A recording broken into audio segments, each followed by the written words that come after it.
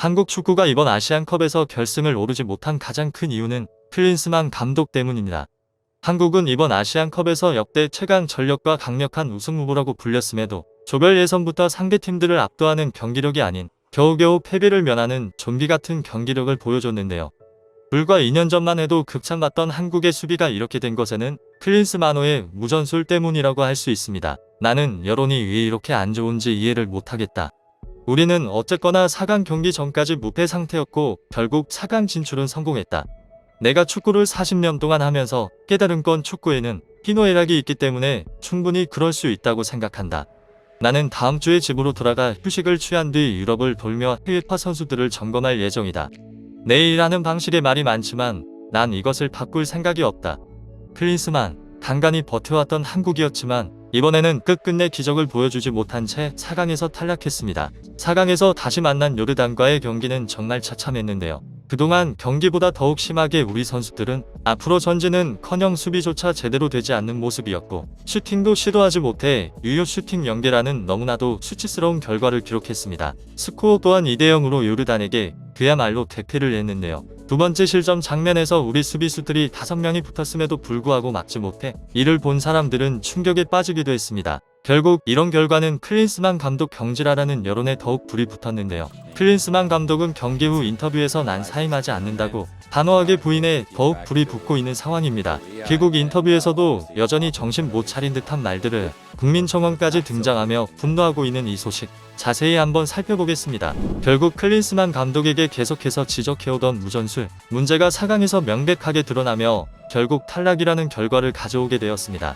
이번 4강에서 보여준 경기는 자유가 아닌 방임에 가까웠는데요. 그동안 요르단에게 3승 3무를 기록하면서 1패를 기록한 적이 없었던 한국이었기에 더욱 충격을 주고 있습니다. 요르단은 피파 랭킹도 한국보다 무려 64위나 낮은 87위였지만 그런 요르단에게 유효 슈팅 연계라는 굴욕적인 수치까지 기록한 한국이었는데요. 이번 경기에서 한국은 4-2-3-1 포메이션으로 경고 누적으로 출전 불가인 김민재 선수 대신에 정승현 선수가 투입되고 손흥민 선수가 원톱인 형태로 진행됐는데요. 김민재 선수의 영향력은 정말 너무 컸습니다. 김민재 선수 대신 정승현 선수가 투입되었지만 불안불안한 수비를 보여줬었는데요. 불안하긴 했지만 한국과 요르단 모두 실점 없이 전반전을 마무리했습니다. 후반전에 불안하던 수비에서 패스 미스가 나오면서 어이없게 헌납하게 되는데요.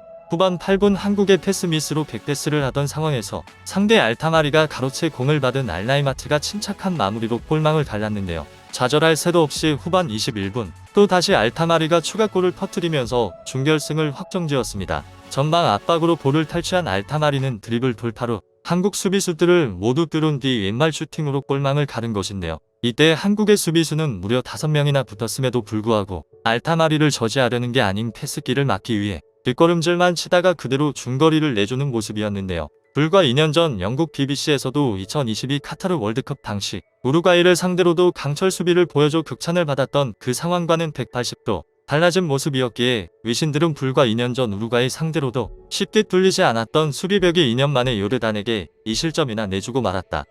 그들은 단 한 명에게 5명의 수비수가 아무것도 하지 못하는 모습이었다. 2년 전에 강팀이던 우루과이 상대로도 뚫리지 않던 수비수들인데 불과 2년 만에 변했다. 이유가 뭐라고 생각하는가? 라고 기사를 쓰며 클린스만 감독을 매우 강하게 비판하기도 했습니다. 이 뒤로도 한국은 계속해서 골을 넣기 위해 시도했지만 결국 요르단의 골문은 뚫리지 않았고 그대로 2대0 유효 슈팅명을 기록하며 역대 최강 전력으로도 4강에서 짐을 싸야만 했는데요. 지금까지 단 한 번도 진 적 없었던 요르단에게 패배와 유효 슈팅을 연계 기록하게 만든 데에는 클린스만 감독의 선수 유종과 무전술이 원인이라고 생각되어 사람들은 경질하라는 여론이 많았는데요. 클린스만 감독은 경기 후 인터뷰에서 나도 이 패배가 매우 분하고 믿어지지 않는다. 우린 최선을 다했으며 지금 당장 내가 해야 할 일은 한국으로 돌아가 대회를 분석하는 것이다. 라고 말하면서 사임을 거부했습니다. 분명 형편없는 경기력을 보여줬음에도 사임을 거부하는 뻔뻔한 모습에 사람들은 화가 치밀어 오르며 경질 여론이 더욱 거세졌는데요. 그렇지만 클린스만 감독은 귀국 후 인터뷰에서도 잦은 사임에 대해 재차 거부하는 모습을 보여줬습니다. 사임 거부뿐만 아니라 결과만을 가지고 이 정도면 난 실패하지 않았다고 생각한다는 말까지 해 더욱 분노가 거세지고 있는데요. 귀국 후 진행된 인터뷰에서 한 기자가 사퇴할 생각과 계속 대표팀을 이끌 생각이 있냐고 묻자 클린스만 감독은 난 요르단을 만나기 전까지 계속해서 좋은 결과를 가져왔다고 생각한다. 준결승에서 요르단을 만났을 땐 요르단이 훨씬 더 좋은 팀이었다. 1년까지 대표팀에 부임하면서 13경기 무패 결과를 가지고 있었다. 이런 것을 보면 분명 좋은 면도 있었기 때문에 앞으로 다가올 월드컵 예선전 준비를 하겠다 라고 답했는데요. 아시안컵에서 10골을 실점한 것은 결코 정상적이지 않다. 이런 문제가 왜 벌어진 것 같냐는 질문에는 그래도 우린 4강에 진출했다. 실패라고 말할 수 없다고 생각한다. 이번 아시안컵은 중동이 홈이라서 일본과 중국도 고전한 거라고 생각하고 나 또한 우승을 하고 싶었지만 아쉽다 라고 답하며 허를 찌르는 일침 질문이었지만 클린스만 감독은 그저 4강이라는 결과와 일본과 중국과 비교를 하는 듯한 발언을 하며 이 정도면 괜찮지 않냐는 뉘앙스의 답변을 했습니다. 또다시 지난 감독인 벤투 감독은 아시안컵에서 8강 탈락을 했는데도 큰 이슈가 되지 않았는데 이건 어떤 이유라고 생각하냐고 묻자 클린스만 감독은 그건 잘 모르겠다.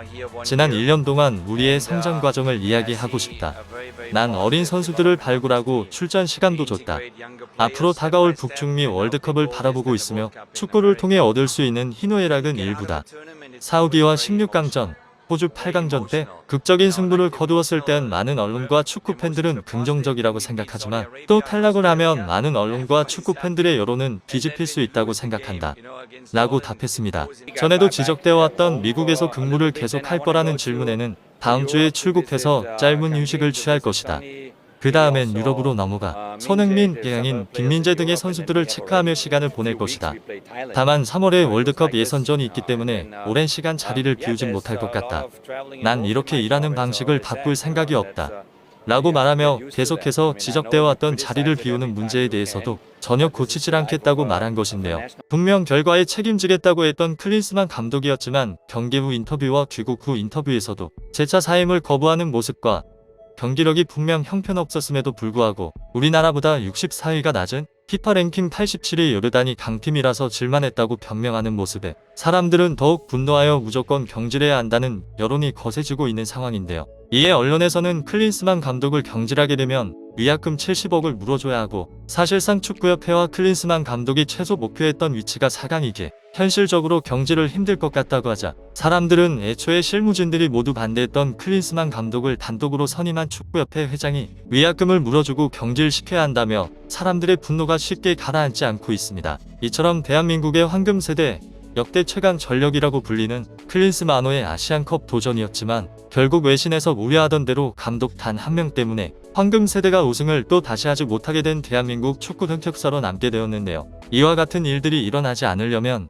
이 기회에 정말 축구협회를 한번 갈아엎어야 한다고 생각합니다. 구독자가 2,000명이 될 수 있게 구독과 좋아요를 눌러주시면 영상 제작에 매우 큰 힘이 됩니다. 감사합니다.